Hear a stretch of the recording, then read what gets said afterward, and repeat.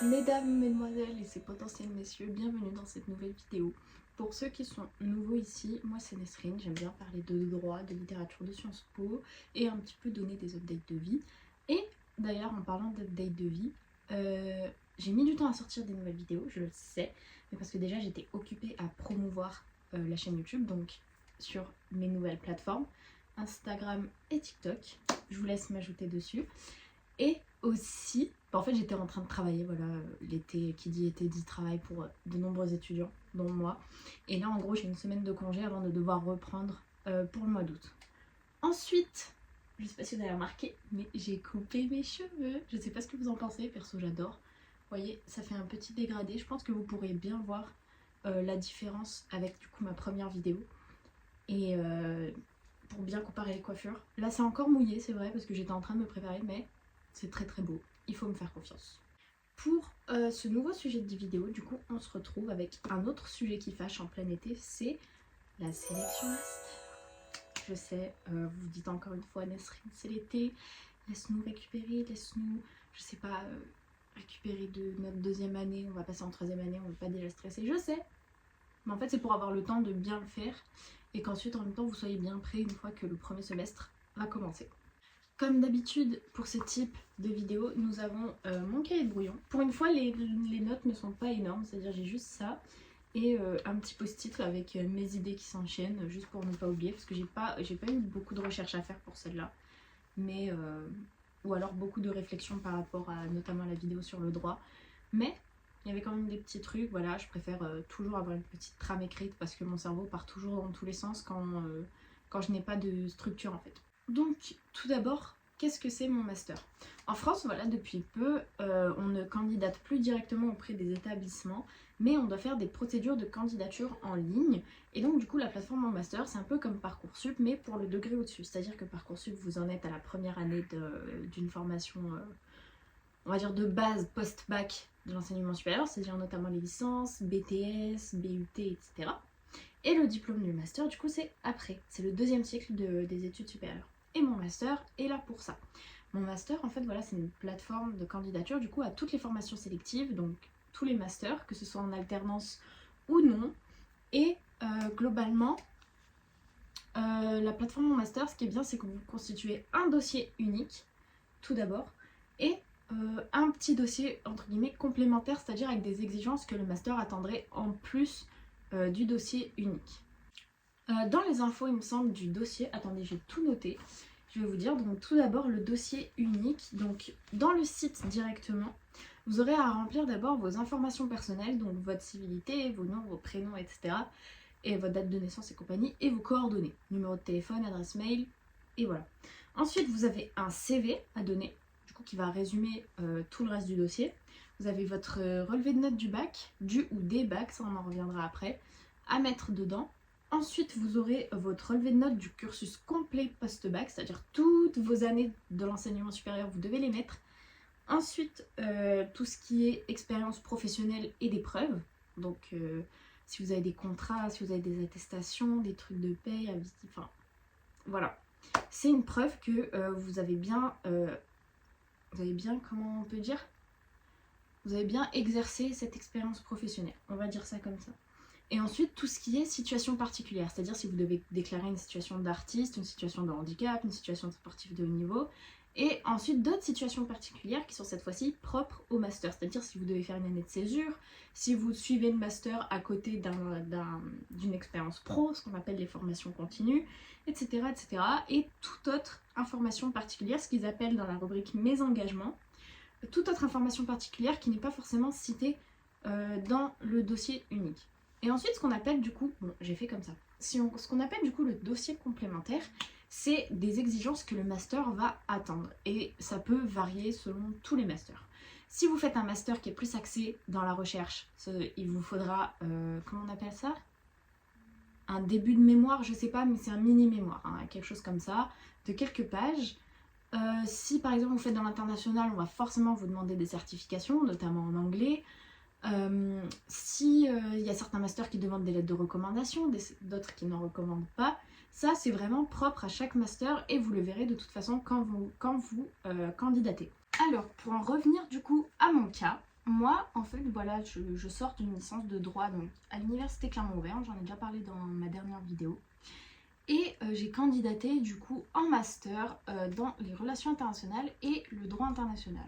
J'avais candidaté en tout, j'avais candidaté où? J'avais candidaté à Clermont, j'avais candidaté à Reims, Lille, Paris, et j'ai oublié, il y en a un où j'ai candidaté, j'ai pas été prise. Mais le reste, j'ai été en attente partout et j'ai obtenu du coup mon vœu principal, donc le relations internationales à Clermont, à la phase d'admission principale.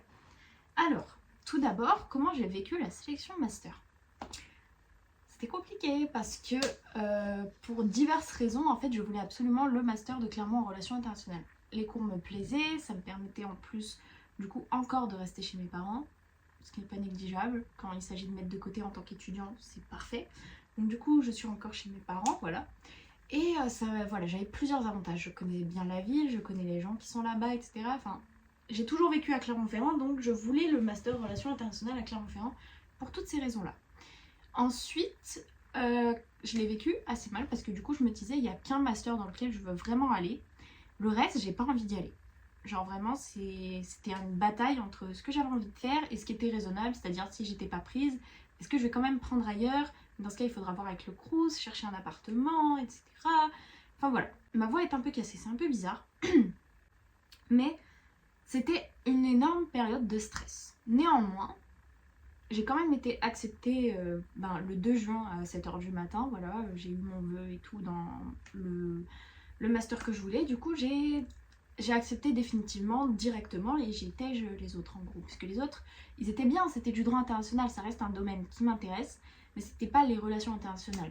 Comme vous l'avez vu depuis le début de cette chaîne YouTube, je suis passionnée par les sciences politiques, et faire uniquement du droit, c'est bien, j'aime le droit international, mais j'aurais pas, comment dire, c'est pas quelque chose qui m'aurait plu à 100%. Alors que le master relations internationales à Clermont-Ferrand, si ça peut vous intéresser en plus, il mélange droit et sciences politiques et je crois que c'est le seul master de relations internationales qui est un petit peu hybride. Les autres masters de relations internationales sont purement et simplement de la science politique, alors que moi je suis familière avec tout ce qui est droit et sciences politiques parce que c'est ce que j'ai fait dans ma licence. Et si vous voulez en découvrir plus, je vous laisse regarder du coup ma vidéo précédente. Ensuite, la partie la plus intéressante de la vidéo, c'est comment mettre toutes les chances de son côté. Déjà, ce que je vous conseille de faire en tant qu'étudiant en L3, ce serait d'abord d'aller voir dans la plateforme, en fait, de ne pas vous créer de compte immédiatement, mais de chercher dans la plateforme les masters qui vous plaisent, leurs attentes et comment les maximiser. Parce que en L3, c'est vrai que vous avez déjà accompli les 2/3 de votre cursus en licence, donc il y a certaines choses, vous ne pourrez pas forcément les rattraper, mais on est là pour ça. Je vais vous guider pas à pas. Tout d'abord, ce que je vous conseille, du coup, comme je l'ai dit tout à l'heure, c'est d'aller voir les attentes de votre master, donc tout ce qui est dossier complémentaire. C'est-à-dire s'il y a des notes particulières à avoir dans des matières, si il y a des certifications à avoir, notamment dans l'international, beaucoup de cours sont dispensés en anglais avec un niveau B2, donc B2 c'est un niveau courant. On considère le niveau B2 comme un niveau natif et le niveau C1, C2, je sais que le C1 correspond à quelqu'un de natif qui a un niveau master's degree, et le niveau C2 va jusqu'à la thèse, au doctorat, au PhD. Voilà, donc on veut un minimum de niveau B2 pour les masters dans l'international, que ce soit le droit, le commerce, tout ce qui peut toucher à l'international, il faut des certifications. Ensuite, il faut voir s'il y a des lettres de recommandation, et comme ça, vous pouvez vous baser sur vos profs pour en avoir, surtout s'ils sont reconnus dans le domaine dans lequel vous voulez intégrer un master. Parce que si vous voulez intégrer plutôt un master de langue, dans ce cas, il faudra aller voir vos profs plus proches de la linguistique. Si vous voulez intégrer un master de sciences politiques, par exemple, moi je sais pas, si quelqu'un veut intégrer un master de Sciences Po, vous n'allez pas avoir un prof de droit du travail qui va vous faire une lettre de recommandation. Il faut être un minimum cohérent dans ces lettres de recommandation. Et bien entendu, il faudra des lettres de motivation pour chacun des masters auxquels vous candidatez. Moi du coup j'en ai fait 5, mais je sais qu'il y en a qui en ont fait une douzaine, une quinzaine. Voilà. Ensuite, il y a bien entendu ce qu'on appelle la règle du rectorat. En fait, quand vous n'êtes pas pris du coup en master, il est possible de saisir le rectorat pour vous trouver un master dans le domaine dans lequel vous auriez voulu être pris, mais dont vous avez été refusé. Il faut avoir candidaté dans 5 masters différents. dans 2 mentions distinctes. Si par exemple vous êtes plus spécialisé dans le droit privé, imaginons, vous avez candidaté en JPP et en droit pénal. C'est 2 mentions de master distinctes. Et il faut aussi avoir candidaté dans au moins 2 établissements différents. Donc du coup, c'est ce que j'ai fait. Comme je vous ai expliqué, j'ai fait d'abord relations internationales et droit international. Et j'avais candidaté, je ne sais pas si je me répète, mais j'avais candidaté à Paris, Clermont. Non, il me semble que je me suis répétée. Ensuite, pour le cas des certifications, et c'est très important, du coup je vous parle un petit peu plus de mon expérience parce que moi j'étais beaucoup plus dans l'international, donc quoi qu'il arrive, il me fallait une certification. Il faudra vous renseigner au niveau de votre fac sur les différentes certifications qui peuvent vous reconnaître. Moi j'ai passé le TOEIC. Le TOEIC, c'est la certification qui reconnaît beaucoup plus les compétences de compréhension, donc écrite et orale, et vous n'êtes pas évalué sur les expressions écrites et orales. Je crois que le TOEFL, c'est le même organisme que le TOEIC, mais il reconnaît les 4 compétences. Le TOEIC et le TOEFL durent 2 ans, et il me semble que la certification Cambridge, qui évalue aussi les 4 compétences, elle est à vie. Voilà, donc c'est un prix quand même. Je crois que la moins chère, la plus abordable, c'était le TOEIC. Vous aurez la possibilité de passer le CLES 1 et le CLES 2, mais moi je ne vous le conseille pas parce que ces certifications-là ne sont pas forcément reconnues. Elles sont gratuites, elles sont offertes, en tout cas par ma fac, elles ont été offertes, mais elles ne sont pas reconnues partout. C'est pour ça que j'ai quand même voulu passer le TOEIC parce que c'était, entre guillemets, le meilleur rapport qualité-prix. Il faut vous renseigner aussi sur les offres de votre fac parce que si vous me regardez et que vous êtes à Clermont, je sais que le TOEIC, ils offrent, le TOEIC en gros coûte 120 € la session d'examen. La fac de Clermont débourse 80 € et vous avez 60 € de votre côté à mettre de votre poche. Donc franchement, le TOEIC, c'est un peu la meilleure certification à passer si vous êtes un petit peu serré financièrement et que vous voulez quand même faire de l'international. Pour les certifications, au moins en anglais, vous avez ces pistes-là à explorer. Ensuite, dans vos lettres de motivation notamment, on va voir ensemble comment mettre à profit votre CV. Tout d'abord, si vous avez des stages... Coucou. T'as un live? Non, c'est juste une vidéo sur mon téléphone. Pardon du coup pour ce petit interlude, c'était ma jeune petite maman, voilà, ma petite maman. Où en étais-je? Oui, donc apprendre à mettre à profit son CV dans vos lettres de motivation master notamment. Bien entendu, si vous avez des stages, si vous avez quelconque expérience pro qui ont un rapport avec le master que vous voulez faire, mettez-le en avant. Si possible, mettez même le nom de la personne qui vous a pris sous son aile, si c'est un avocat, un chef d'entreprise, machin. Mettez tout à profit.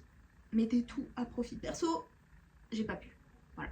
C'est un peu compliqué de faire un stage dans les relations internationales quand on est étudiant, parce que ça chiffre vite de devoir partir en voyage. Mais ce que j'ai pu faire, donc du coup je vais mettre ensemble et les expériences pro et les engagements associatifs, c'est que voilà, j'ai pu mettre à profit de l'engagement associatif que j'avais fait et en L1 et en L3. En L1, en fait, j'ai fait un service civique dans un club de basket qui est aussi dans une zone, dans une ZEP, il me semble, enfin un quartier populaire.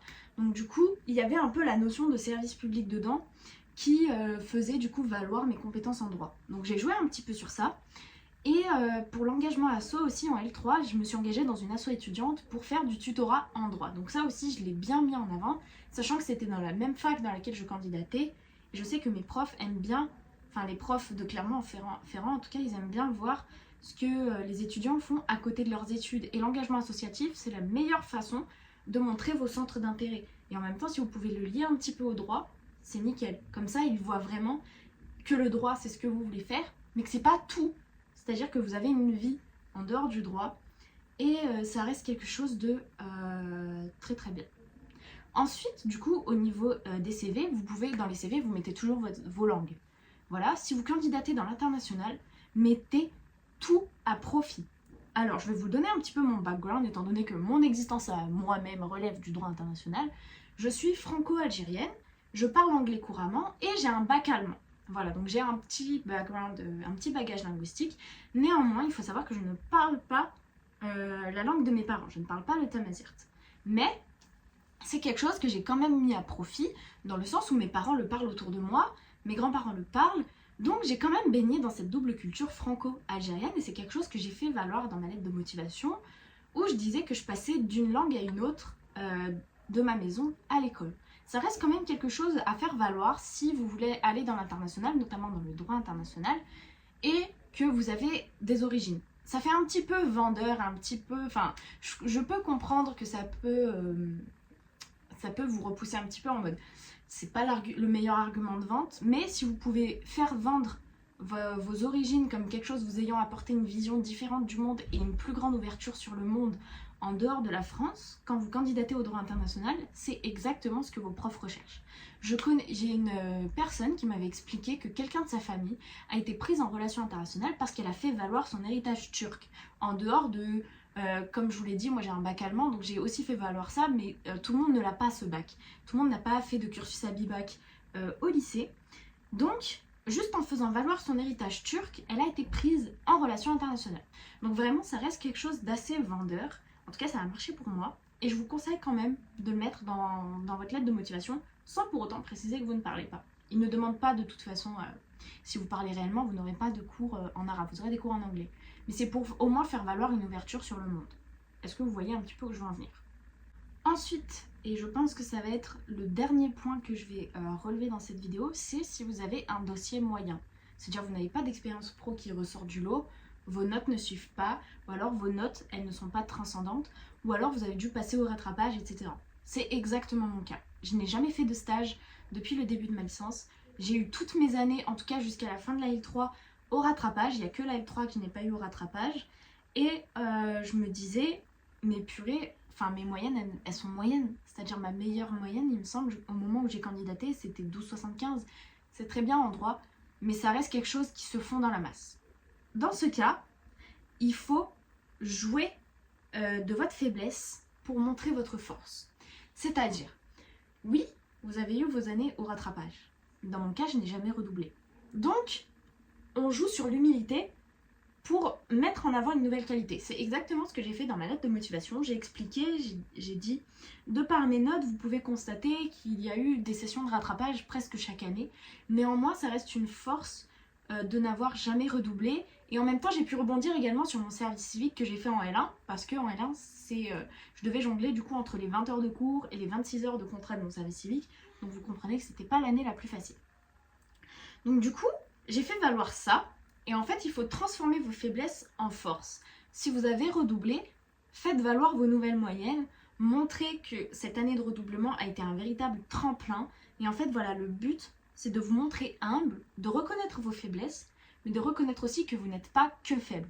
C'est vraiment la lettre de motivation. En fait, dans les masters, on peut avoir des entretiens, mais on n'en a pas forcément. Moi, j'en ai pas eu. Donc la lettre de motivation, elle va servir à vous vendre comme si vous étiez en entretien.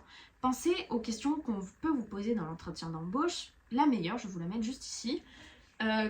Pourquoi vous et pas un autre? Quelle raison vous pousserait à vous recruter vous chez notre master et pas un autre? En fait, la lettre de motivation, elle est là pour que le recruteur ait le sentiment d'avoir besoin de vous. Ce n'est pas vous qui allez mendier votre place en master, c'est lui qui va mendier votre présence dans son master.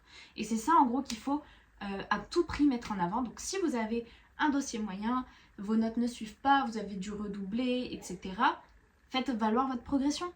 Dites que par exemple, moi mes notes, je sais que je m'en suis sortie avec 10,5 de moyenne en L1, mais je suis arrivée à presque 13 en L3.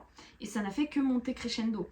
Donc du coup, si vous avez des petits tips comme ça, faites-les valoir. Transformez votre force, montrez que vous êtes humble, mais que vous n'êtes pas complexé et que vous avez quand même confiance en vous et en votre capacité. Ensuite, et j'en ai pas trop parlé, c'est vrai, je ne l'ai pas noté dans mes notes, mais ça vient de me venir en fait en tête. Si vous êtes en droit et que vous voulez postuler un master en droit, l'arme, entre guillemets, la plus puissante, un petit peu sous-estimée, mais que vous pouvez avoir, c'est LinkedIn. Ce réseau social-là. J'en ai déjà parlé dans ma vidéo de droit, j'ai une relation toxique avec le réseau LinkedIn, mais depuis que j'ai la vision, je vous assure que c'est un outil excellent.